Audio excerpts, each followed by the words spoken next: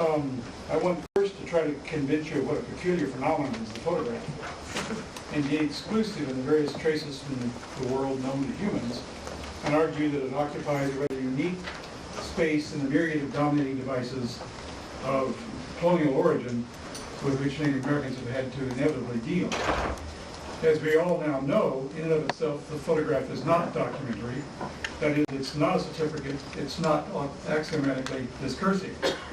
Yet a privileged appeal to discourse is assumed in most photographic commentary and translation, an appeal to narratives of truth, exposition, authenticity, as well as an appeal to simultaneity, as if it were not framed, not subject to photographer, not but a fraction of a momentary chemical or electronic scratch. The registers of veracity and reality that adhere to photography have particularly ill-served history, and in my view, this needs deconstructing, especially when we're discussing the photography of Native Americans, other minorities by non-natives, and the more powerful. From its inception in the middle of the 19th century, the photograph has most developed in tandem with the evolution of surveillance technologies in the service of states and expansionist nations.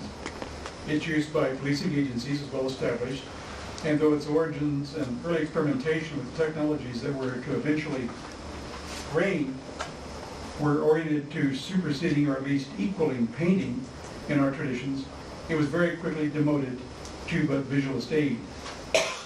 It was not until after the dawn of the 20th century that it began to find itself considered as an independent art form, and indeed photographic galleries in themselves are less than 100 years old. It was only about 50 years ago that the work of Edward Curtis, for example, first became popular, just after his death, in fact, and the notions of photography as art once again ascended.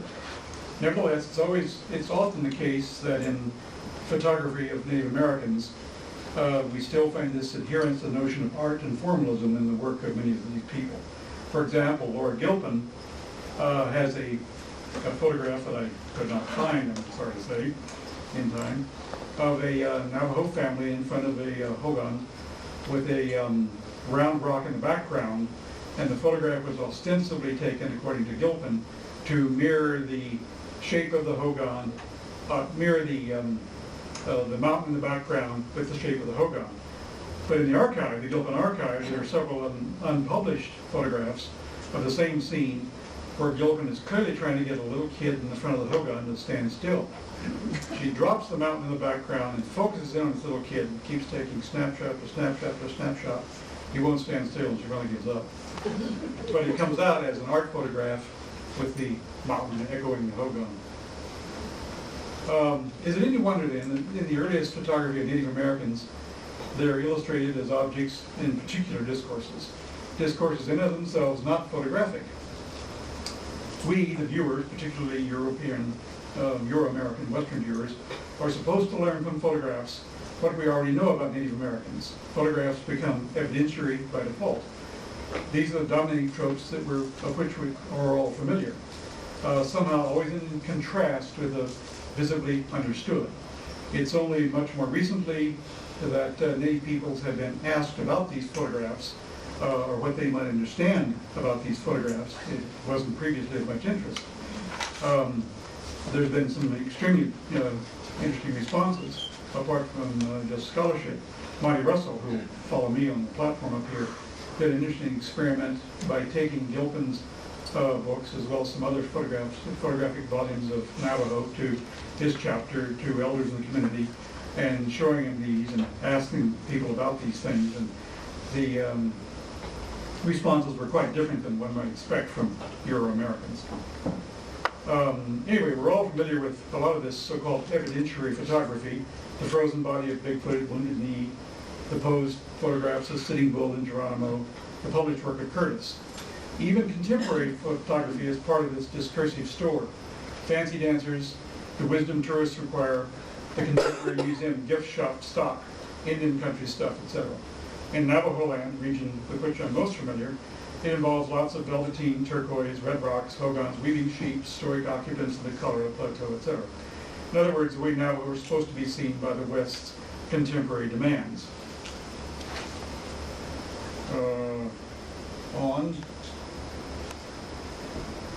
pointed at this projector.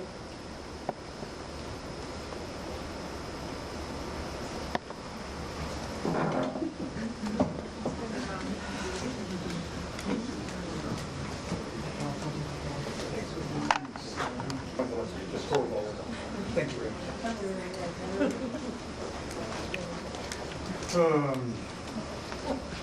Of course, there are also, these days, the so-called realist photographs that call attention to social problems, ostensibly to help correct them. We get the photographs of the intoxicated, the trafficked, the injured.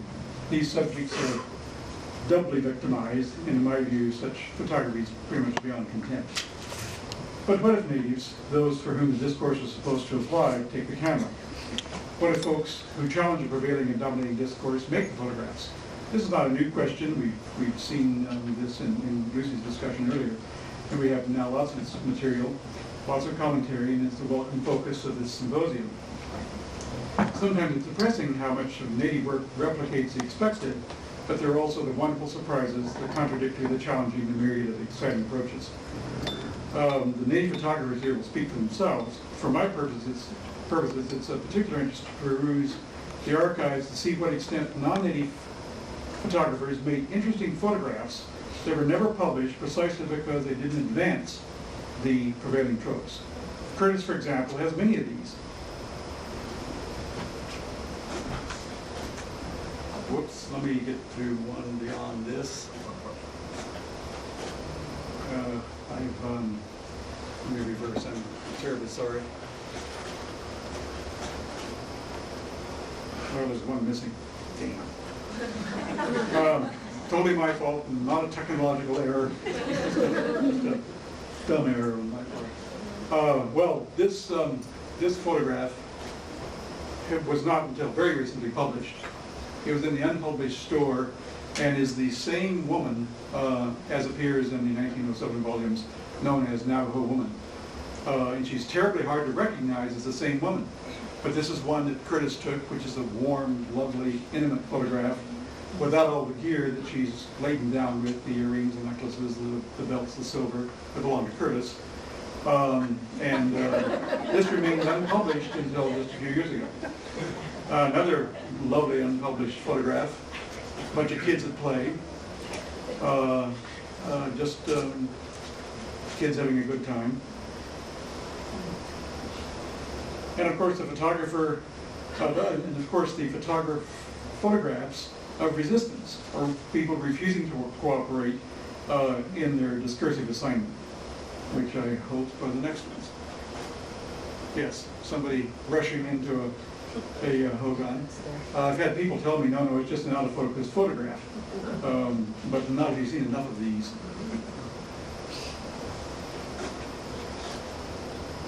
This sort of thing archives are filled with. Usually the subjects here are labeled as shy Indian woman rather than pissed. And when subjects cannot escape, you find the eyes avoiding the camera.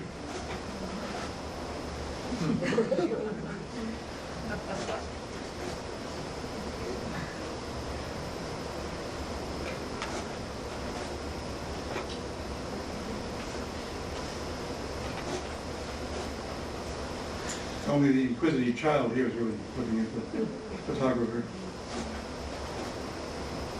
A bunch of guys just trying to enjoy a drink and the photographer's interceding. Let me say a few words about these resistance photographs. For the prevailing discursive traditions of earlier times were that there was a confined resistance, a broken resistance, a conquered savagery, never resistance that still actually threatened hegemony. The photographs came to being just as Native Americans were in the process of being overrun by the West, and their overt resistance was finally brought under control. So more contemporary resistance photographs, almost always accidental, were unwelcome and usually unpublished. They were considered bad photographs, and the great store of surplus and redundant excessive prints that photographers made to get the good ones. Only a capitalist system could produce a recording device so wasteful of resources as and have so much redundancy and built-in excessive consumption. But unless they're destroyed, they're buried in archives. If you're looking for them, they're as clear as day. Of course, they're sometimes photographed with pose resistance, Lucy showed one of those, usually people with bows and arrows, etc., as if to emphasize their impotence. Marty Sandweiss, one of the leading photographic historians of the American West, is a champion of the notion that Native Americans frequently collaborated in their photography and frequently liked to be photographed. True, I think. But I think this stems from the view of some photographic historians and archivists that there's never a bad photograph, that we can learn from them all. While this is true at the level of Western archive fever, as Derrida calls it, it's not the case for all natives, many of whom are not only of whom resented surreptitious photographs and photographers, but also felt it dangerous for some things to be photographed, such as people without their permission, from which could come all sorts of undesirable consequences. And that some photographs should never have been taken, and that their continued existence is threatening, and that the photographs should thus be destroyed. I mentioned the destruction of historic photographs, of course, and you mostly elicit complete horror from photographic historians. Just as many archaeologists initially reacted with complete horror at the Nagpur Act, and many physical anthropologists were contemptuous of native claims to the Kennewick remains, or at least until after they'd done their science on such remains. If you threaten prevailing discursive hegemony and the tools for evidence and celebration of that hegemony of Westerners over natives, then you can bring down a heap of scorn at the least, legal action in the courts at best. And this is particularly the case when dealing with evidential matters, artifactual matters, such as the way historic photographs are reviewed. Let's be clear, I'm using these photographs as evidence as well, but for a different political reading, for a political reading of continued struggle against hegemony and for rights to one's own image and for rights not acknowledged in Western reckoning. Now, what governs a particular right of a photographer in the West to be able to photograph what he or she wishes? Why are some prevailing practices of conventional photography so well situated and others so ignored? Just look at the absence of photographs of dead Americans from Iraq and contrast it with the plethora of dead images of Iraqis, especially of Iraqis hostile to the U.S. presence. Currently, legal photographic access in the United States is basically governed by privacy torts. That is, in any public place, inside or outside, the photographer has the rights of photographic access. This means that unless the photograph is later mislabeled or the photograph is used to misrepresent the person photographed has no legal rights to their image, and all rights are held by the photographer. But the photographer cannot invade privacy to photograph without explicit permission, say inside your bedroom or bathroom where privacy is assumed. But any violation of this is a violation of privacy rights, and the law says nothing about photography as such or your rights to your image. Certain special circumstances can come into play, mostly having to do with photographic subjects' notoriety or fame. Paparazzi, for example, are allowed greater latitude in the invasion of privacy of the publicly famous. For the rest of us, and particularly those of the least power, victims, people of the third world, Native Americans, there's little physical or legal escape from the camera. There have been, of course, challenges to this by natives. Let me detail a case briefly from Navajo land. In 1985, a suit was brought against the Amon Carter Museum of Fort Worth and the estate of Laura Gilpin for the invasion of privacy. The photograph of concern was Gilpin's well-known photograph of Lily Benally and her infant son, Grant, entitled Navajo Madonna. You may have all seen this. I'm not going to show it here. This photograph had appeared on the cover and in several magazines prior to the lawsuit, and the Benally family felt disturbed and upset about this. They had no previous knowledge of the fact it was going to be reprinted so widely. The photograph belongs, don't forget, to the photographer in the repository of her estate, not the person photographed. And were surprised and frightened to learn it had been so widely reprinted. With the aid of a former DNA attorney, Stephen Courier, the Benally family brought their suit, charging the only thing they could, that the widespread publication of the image of Lily Benally and her son Grant had violated their privacy. There is no way they could argue that their cultural beliefs have been violated and they felt excessive exposure to the image might harm them. The specific torts state that no persons of reasonable or ordinary sensitivity could object to having their image captured in a public place. Navajos in the final judgment were denied their cultural sensitivity as they were unordinary persons of unreasonable sensitivity. Their own beliefs were irrelevant to the court, to the court. The case had a number of twists and turns. In order to dismiss the case without getting into the issue, the Ammon Carter Museum first simply denied that the New Mexico courts had any jurisdiction inasmuch as it was a Texas museum. This crude position was denied on appeal. So the case eventually came to New Mexico District Court on the issue of invasion of privacy, where the Bonales lost. The court, initially granting summary judgment to the defendants, indicated that Bonales had made no claim that the image's exposure was offensive to ordinarily sensible people, only that it was offensive to traditional Navajo.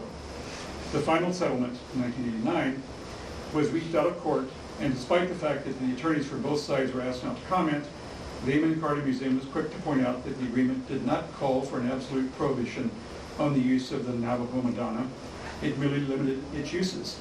Its use could be for educational purposes that were not publicly specified. My own attempts to acquire a copy of the print, however, for what, as a university press book, might seem like educational purposes, came to naught. And in later discussions with the then curator of photography at the Ammon Carter Museum, he revealed to me that his own attempts to get a statement out of the museum's attorneys on the matter were also not successful. Their hypersensitivity in this issue were glaring. Navajos, however, were limited to European American standards of sensibility. The presiding district judge in this case, Juan Burciaga, recognized the cultural bias in the judgment and urged a change in the statutes to address it. But a later legal analysis in the American Indian Law Review suggests that the concluding findings were indeed absurd. I quote, "Even if the findings in the Indian privacy cases weren't irrelevant, absurd and beautiful neurotics, that is, persons not of reasonable and ordinary sensitivity, nonetheless have their rights. The plaintiffs were not beautiful neurotics, however, and they were not being unreasonable. They were merely attempting to protect their basic human needs and thus their basic human rights to privacy." End of quote. And as in so many cases brought to court by natives concerning rights to their lands, images, sacred materials, homes, intellectual properties, Western courts argue for the powerful, and the suits are situated to serve those interests. Marnie Sandweiss actually was asked once what Gilpin's response would have been. Laurel Gilpin was dead when this suit was brought. It was brought against her estate. And Sandweiss remarked that, quote, "She probably would have talked to the woman and that would have been the end of it," end of quote. But we don't really know. And it seems to me unfair to both Gilpin, who was by all accounts a reasonable and ethical, sensitive individual, and to Lily Benally to so speculate. Now, this particular case concerned one photograph. There are in the Gilpin archive a dozen or more images of Lily Benally, unpublished images. The case said nothing about them, but it is of interest that the plaintiff's attorney didn't know of their existence. The Ammon Carter attorneys presumably did, but kept this knowledge from the plaintiffs. There are many so-called culturally sensitive photographs in various archives, Lita's talked about a number of them, whose publication is offensive to specific groups of Native Americans. One example is of the Hopi snake dance, for example. While most photographic archives in the Southwest have these images, generally most culturally sensitive curators will limit their publication out of simple respect. But that is all that prohibits their publication. And should a less sensitive curator choose to allow their publication, there is not much that can be done in redress. This makes me wonder about the ubiquitous signs in local pueblos in New Mexico and Arizona, prohibiting photography and recording. What's the basis for the council decisions in these circumstances, apart from declaring the pueblo private? What recourse do they have if you get a really nasty Westerner who simply insists on taking photographs? Of course, there's always the alternative of having the Kosharia, Kuyumshi, seize the camera and destroy the film. And Lucy mentioned the Domingo example where tons of people showed up. But how else can you legally get rid of that person? Does the collective weight of the entire pueblo carry more clout than that of the individual objection? You might be reminded of a story recently with Justice Anthony Scalia. He commonly asked that no photographs or recordings be made of his public speeches. He was speaking in Mississippi last week, or this week actually, and didn't introduce his lecture with this request. So a couple of reporters recorded it, assuming that they could do so inasmuch as he hadn't specifically said otherwise. They were met after the address by deputy federal marshals who confiscated their tapes, or their recording devices. They were forced to erase these recordings of the justice. I wonder what the judgment would have been had those reporters taken it to court, as surely the address was considered public, and moreover it violated the freedom of the press and privacy of journalistic materials. His request might have been honored out of respect, but did he have any legal redress? The U.S. Marshals argued it was a case of national security, and we all now know this can be increasingly evoked for any act whatsoever. By the way, this was Scalia apologized recently and has now agreed that his addresses can be recorded. And as far as I can see, he has no legal grounds on which to stand otherwise. It's of no surprise to people in the room that the laws surrounding these issues do not serve Native people very well. But my point in this little rant is to get you to think of images in much the same light as other aspects of self and possessions. For I think it's strange indeed there are so few laws governing one's rights to one's image. There's the last page here, if I can find it. If we take seriously people's objection to their images being seized for whatever reason, then perhaps the ubiquity of the photograph wouldn't be such a comfortable assumption. Now, early in photography's history, there were objections to the seizure of one's own image. Particularly in Germany, right after the snapshot camera came into being at the end of the 19th century, people were running around snapping everything. And particularly in Germany, in the Weimar Parliament's legislation was introduced limiting the rights of photographers to photograph anything and anyone they might. These efforts came to naught, however. Now rights in photography of other people and other things are fixed in different nations in different ways. The ownership of the image, in other words, varies across national boundaries. But in every country, the camera, capital, or the photographer are accorded privilege. Thank you.